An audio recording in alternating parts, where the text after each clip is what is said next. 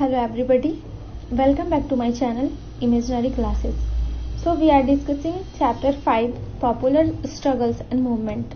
So today we will start with mobilization and organizations. So previous lecture में हम लोगों ने स्टडी किया था दो एग्जाम्पल को, एक था आपका नेपाल का और दूसरा था हमारा बोलिविया का. तो नेपाल में हम यहाँ पे दोनों को आज हम लोग फिर से रिकॉल करेंगे और फिर यहाँ से हम लोग इसको जानने की कोशिश करेंगे कि ये जो स्ट्रगल था उसको सक्सेसफुल बनाने के पीछे यहाँ पे किस टाइप्स के ऑर्गेनाइजेशंस पार्टिसिपेट किए थे. तो हम लोग पहले स्टार्ट करेंगे नेपाल से. तो नेपाल में क्या था, सबसे पहले हम लोगों ने SPA के बारे में पढ़ा था, 7 पार्टी अलायंस के बारे में, जो कि इसके कुछ मेंबर आपके पार्लियामेंट के भी मेंबर थे.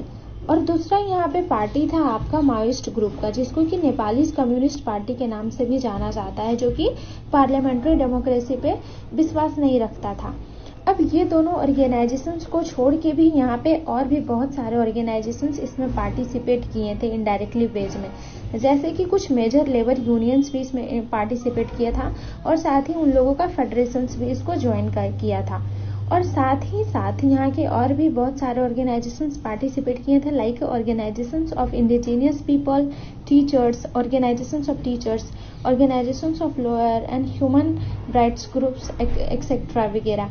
और इसको ये लोग क्या किए थे, अपना जो सपोर्ट था उसको एक्सटेंड करके मूवमेंट को एक टाइम के बाद सक्सेसफुल बनाने में अपना जो भी कंट्रीब्यूशन था वो इन लोगों ने दिया था.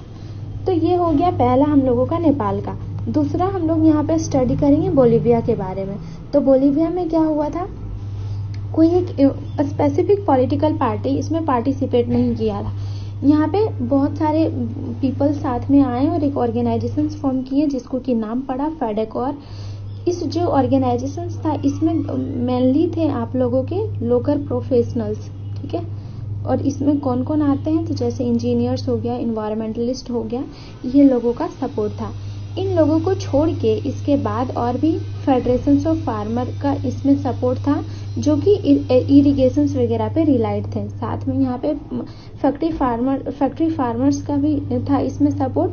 और फिर कोकोबाम्बा के जो मिडिल क्लास के स्टूडेंट थे वहाँ का भी सपोर्ट था, ठीक है.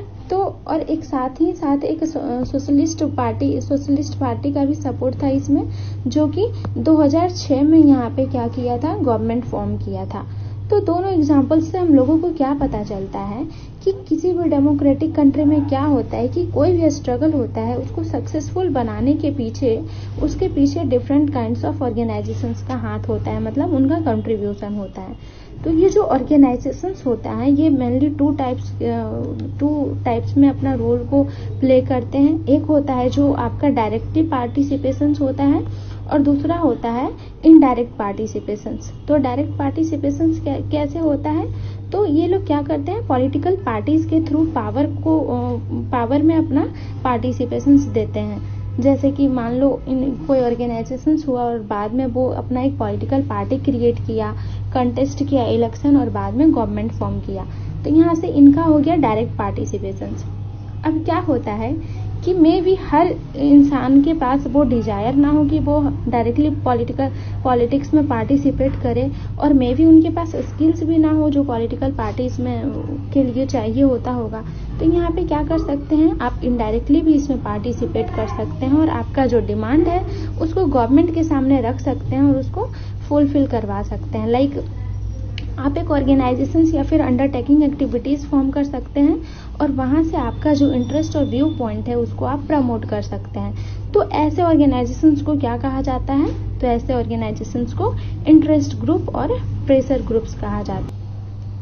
सो अगला टॉपिक है हमारा प्रेशर ग्रुप्स एंड मूवमेंट. तो प्रेशर ग्रुप्स क्या होता है, तो प्रेशर ग्रुप्स एक ऐसे ऑर्गेनाइजेशंस होते हैं जो कि अपना जो भी इनका व्यू पॉइंट होता है उसके थ्रू गवर्नमेंट के पॉलिसीज को इन्फ्लुएंस करते हैं. ये पॉलिटिकल पार्टीज की तरह नहीं होते हैं क्योंकि इनका एम नहीं होता है डायरेक्टली पावर को कंट्रोल करना और पॉलिटिकल पावर को शेयर करना. और फिर ये एक ऐसे ऑर्गेनाइजेशंस होते हैं जहाँ पे ऐसे पीपल जिनका कॉमन ऑक्यूपेशन हो, इंटरेस्ट हो, एस्पिरेशन हो, ओपिनियन हो, तो वैसे लोग एक साथ आते हैं और इनका जो भी ऑब्जेक्टिव होता है उसको अचीव करने के लिए ये लोग क्या करते हैं, गवर्नमेंट और उनकी पॉलिसीज को इन्फ्लुएंस करते हैं. तो फिर आगे हम लोगों ने अभी जो भी डिस्कस किया उसमें हम लोगों ने बार बार मूवमेंट को जिक्र किया है। जैसे कि नेपाल में जो हुआ था स्ट्रगल, उसको बाद में एक मूवमेंट का नाम दिया गया था। और ये वर्ड बहुत ही कॉमन है जिसको कि हम लोग बार बार यूज करते हैं, लाइक नर्मदा बचाओ आंदोलन। आंदोलन means movement, movement for right to information, या फिर वुमेन्स मूवमेंट, इन्वायरमेंटल मूवमेंट। तो ये सब एक तरह से हम बहुत ही कॉमन है, मूवमेंट हम लोग बार बार सुनते रहते हैं। तो आगे हम लोग यहाँ पे जिक्र करेंगे मूवमेंट क्या होता है। तो मूवमेंट भी इंटरेस्ट ग्रुप्स के जैसे ही होते हैं इन द वे कि ये लोग भी पॉलिटिक्स में डायरेक्टली पार्टिसिपेट नहीं करते हैं और ना ही पावर को शेयर करते हैं। ये इंटरेस्ट ग्रुप्स के जैसे नहीं होते हैं कुछ वेज में, जैसे कि जो इंटरेस्ट ग्रुप्स होता है वो एक ऑर्गेनाइजेशन होता है जो कि फॉर्म होता है तो वो बना हुआ ही रहता है।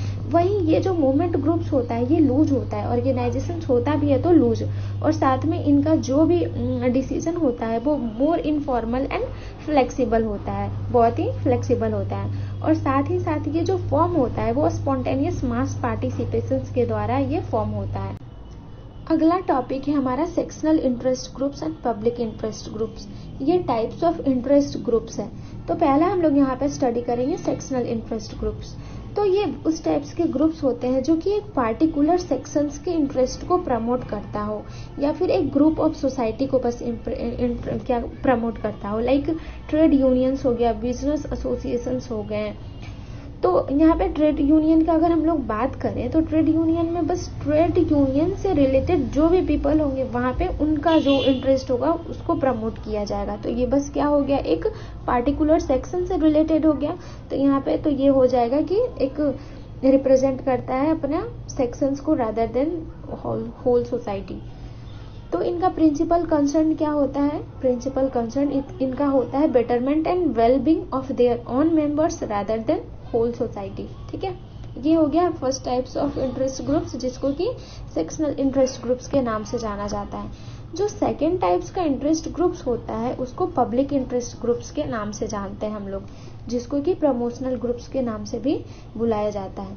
तो ये एक सेक्शन ऑफ सोसाइटी को रिप्रेजेंट नहीं करते हैं, ये होल सोसाइटी को रिप्रेजेंट करते हैं। तो यहाँ पे ये अपने फायदे के लिए काम नहीं कर रहा है, ये उन लोगों के लिए काम कर रहा है जो कि इस बॉन्डेज से सफर कर रहा है और उनके इंटरेस्ट को यहाँ पे प्रमोट किया जा रहा है। लेकिन समटाइम्स क्या होता है कि अपना ये लोग ऐसे काम करते हैं जो कि कभी कभी इन लोगों को भी फायदा पहुंच जाता है और साथ में अदर मेंबर्स को भी फायदा पहुंचता है। जैसे कि एग्जांपल दिया हुआ है backward and minority communities employees federation. ये एक टाइप्स ऑफ ऑर्गेनाइजेशन है जो कि लार्जली मेडअप हुआ है गवर्नमेंट एम्प्लॉयज से।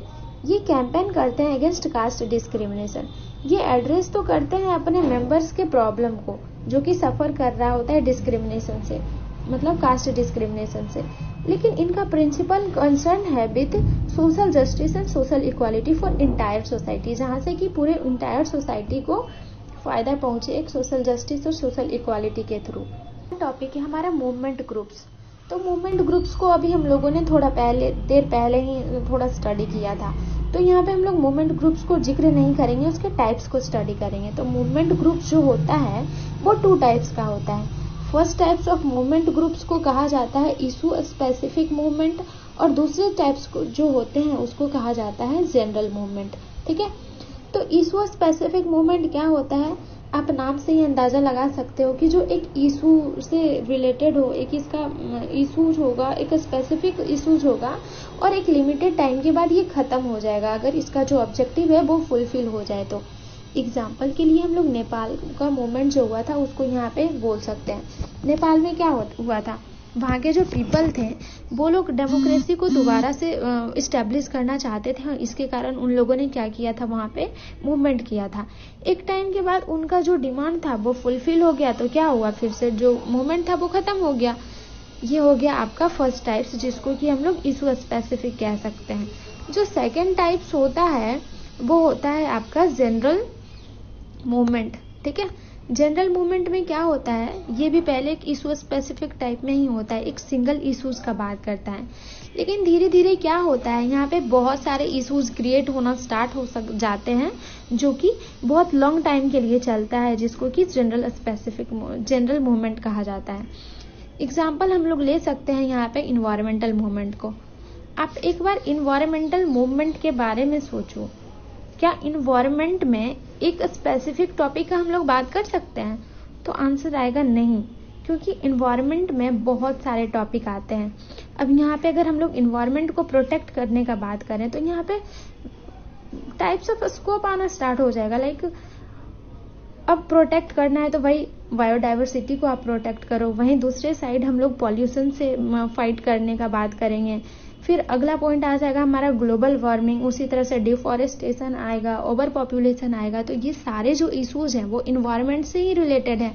तो एक तरह से यहाँ पे क्या हो जाता है कि बहुत सारे इश्यूज आना स्टार्ट हो जाते हैं और ये बहुत लॉन्ग टाइम के लिए चलते हैं।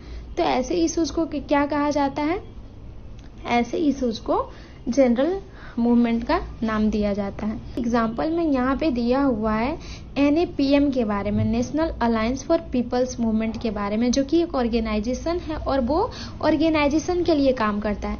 इनका कोई एक स्पेसिफिक इशूज नहीं होते हैं जिसके लिए इनका कोई पर्पस नहीं होता है। इन लोगों का काम ही क्या होता है NAPM का, कि ये ऑर्गेनाइजेशंस को हेल्प करते हैं और कोई भी ऑर्गेनाइजेशंस का जो भी मुद्दा हो उसको सपोर्ट करना। सो आगे यहाँ पे क्वेश्चन आता है कि how do they influence politics, मतलब ये जो प्रेशर ग्रुप्स और मूवमेंट ग्रुप्स होते हैं ये कैसे इन्फ्लुएंस करते हैं पॉलिटिक्स को। तो इसको हम लोग यहाँ पे कुछ पॉइंट में स्टडी करेंगे।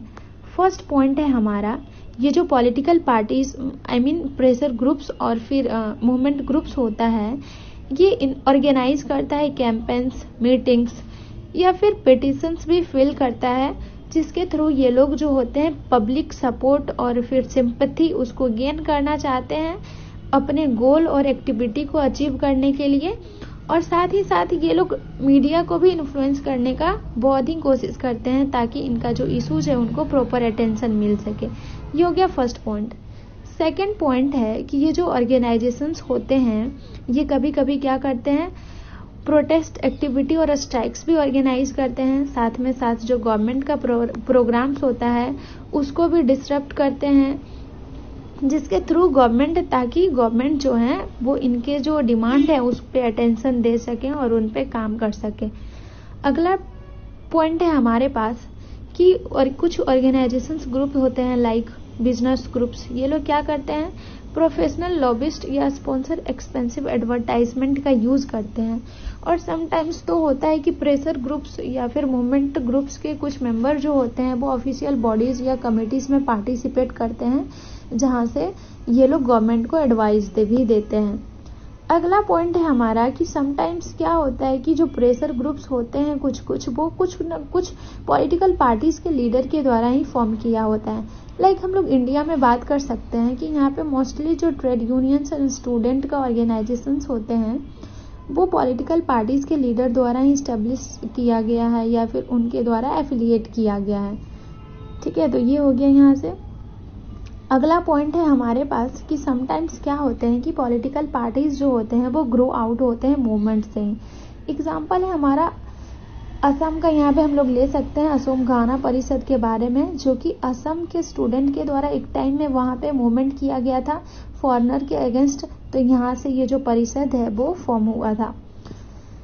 एग्जाम्पल इसी में दिया हुआ है तमिलनाडु के DMK और AIDM के बारे में, के बारे में, जो कि एक सोशल रिफॉर्म्स मूवमेंट से ही बाहर आया है, जो कि 1930s और 40s के टाइम में वहाँ पे प्रिवलेंट था। अगला है कि हमेशा पॉलिटिकल पार्टीज और इंटरेस्ट ग्रुप्स में जो होता है ओपिनियन एक जैसा नहीं होता है, कभी कभी एक दूसरे को अपोज भी कर रहे होते हैं। ये लोग डायलॉग और नेगोशिएशंस में एक साथ भी होते हैं। तो यहाँ से क्या होता है कि जो मूवमेंट ग्रुप्स के मेंबर होते हैं वो लोग इश्यूज को रेज करते हैं और आगे उनको पॉलिटिकल पार्टीज के द्वारा लाया जाता है। इससे क्या होता है कि समटाइम्स जो पॉलिटिकल पार्टीज के न्यू लीडर होते हैं वो इंटरेस्ट ग्रुप्स या फिर मूवमेंट ग्रुप्स से ही बाहर निकलते हैं। सो अगला टॉपिक है हमारा, इज देयर इन्फ्लुएंस हेल्दी, मतलब इनका जो प्रेशर ग्रुप्स और मूवमेंट ग्रुप्स का जो होता है इन्फ्लुएंस, क्या वो हेल्दी होता है।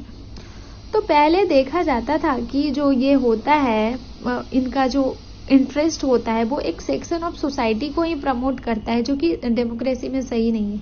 क्योंकि डेमोक्रेसी में यहाँ पे ना ही एक सेक्शन की बात होती है बल्कि ऑल सोसाइटी की बात होती है, उनके इंटरेस्ट की बात होती है। तो यहाँ पे एक ग्रुप के इंटरेस्ट को प्रमोट करना ये हमारे सोसाइटी के लिए हेल्दी नहीं होगा। और साथ ही साथ ये भी कहा गया है कि ये जो प्रेशर ग्रुप्स होते हैं ये विदाउट रिस्पॉन्सिबिलिटी होते हैं, इनका कोई खास रिस्पॉन्सिबिलिटी नहीं होता है पॉलिटिकल पार्टीज की तरफ से।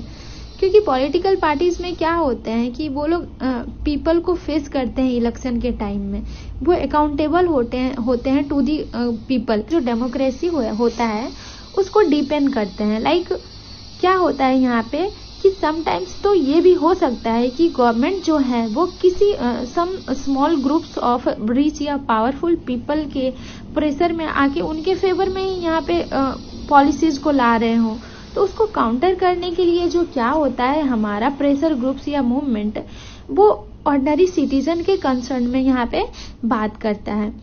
और वहीं यहाँ पे एक सेक्शनल इंटरेस्ट ग्रुप्स का भी बात किया गया है कि उनका भी जो होता है रोल वो भी एक तरह से वैल्यूएबल रोल होता है। क्योंकि यहाँ पे ये भी तो हो सकता है कि एक स्पेसिफिक ग्रुप प्रेशर कर रहा हो गवर्नमेंट को पॉलिसीज लाने के लिए इन इट्स फेवर, अपने फेवर में, तो वहीं दूसरी साइड का भी जो प्रेशर ग्रुप्स है वो भी यहाँ पे गवर्नमेंट को प्रेशर करेगा कि आप पहले पॉलिसीज लाओ सबके लिए, ना कि एक बस ग्रुप के लिए, उनके इंटरेस्ट के लिए। तो यहाँ से एक तरह से क्या होता है कि बैलेंस बना हुआ रहता है पावर में, और फिर कॉन्फ्लिक्ट का चांस तो रहता ही है, लेकिन एक तरह से क्या होता है कि जो पावर का बैलेंस होता है वो यहाँ पे बना हुआ रहता है। गवर्नमेंट जो भी पॉलिसीज लाते हैं वो सारे लोगों के का जो इंटरेस्ट होता है उसको देखते हुए लाते हैं, ना कि बस एक हो गया स्मॉल ग्रुप्स या फिर